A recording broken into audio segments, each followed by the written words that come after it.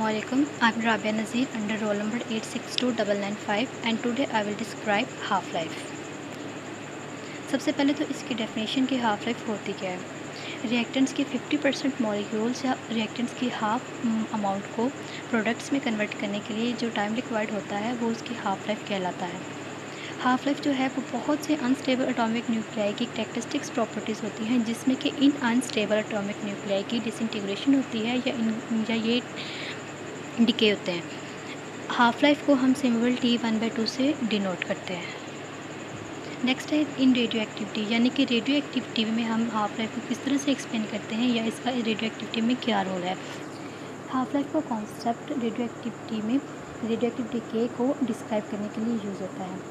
अब हम radio activity में हाफ लाइफ को किस तरह से डिफ़ाइन कर सकते हैं।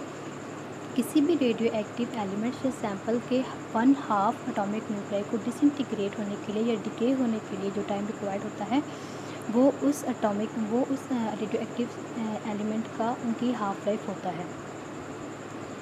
हाफ लाइफ जो है वो रेडियो एक्टिव एलिमेंट की रेडियो एक्टिविटी को मेजर करता है।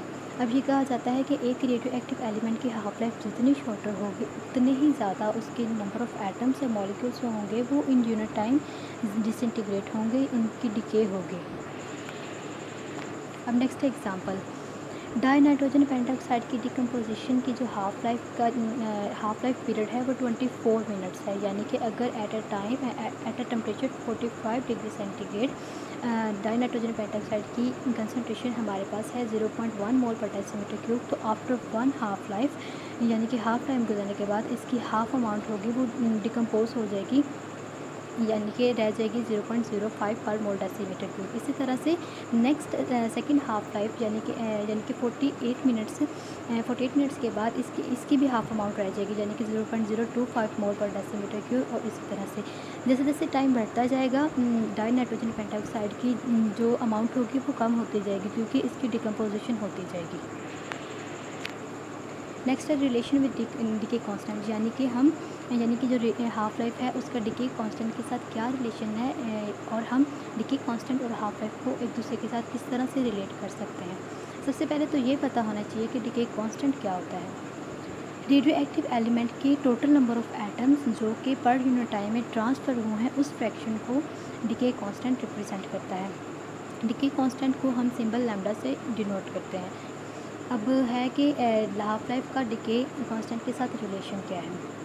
इनका रिलेशन हम डेवलप करते हैं एज फॉलोइंग।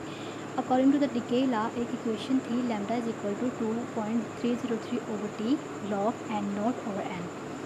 तो इस इक्वेशन को हम रीअरेंज करेंगे टू गेट हाफ लाइफ, यानी कि हाफ लाइफ की टर्म में हम इस इक्वेशन को रीअरेंज करेंगे तो हमारे पास इक्वेशन बन जाएगी T इज इक्वल टू 2.303/लैम्डा log n नॉट ओवर 2। अब इस इक्वेशन में हम T को पुट कर देंगे T 1/2 और N को पुट कर देंगे N नॉट बाई 2। N यहाँ पे रिप्रेजेंट करता है उन नंबर ऑफ़ मॉलिक्यूल्स को जो कि आफ्टर हाफ लाइफ या आफ्टर टाइम T हमारे पास बच जाते हैं, अनरिएक्टेड हैं, जो कि रह जाते हैं। अब पुट करने के बाद इस इक्वेशन को सॉल्व करने के बाद हमारे पास फाइनल इक्वेशन आई T 1/2 इज इक्वल टू 0.693/लैम्डा। ये इक्वेशन हाफ लाइफ का और डिके कांस्टेंट को रिलेट कर रही है, इन दोनों का रिलेशन शो कर रही है क्योंकि लैम्डा डिनोट कर रहा है डिके कांस्टेंट का। और ये इक्वेशन हमें ये भी बता रही है कि एक रेडियो एक्टिव एलिमेंट की हाफ अमाउंट को डिसइंटीग्रेट होने के लिए जो टाइम रिक्वायर्ड है या जो टाइम ज़रूरी है वो हमेशा कांस्टेंट होता है और वो इसकी इनिशियल कंसंट्रेशन के इंडिपेंडेंट होता है।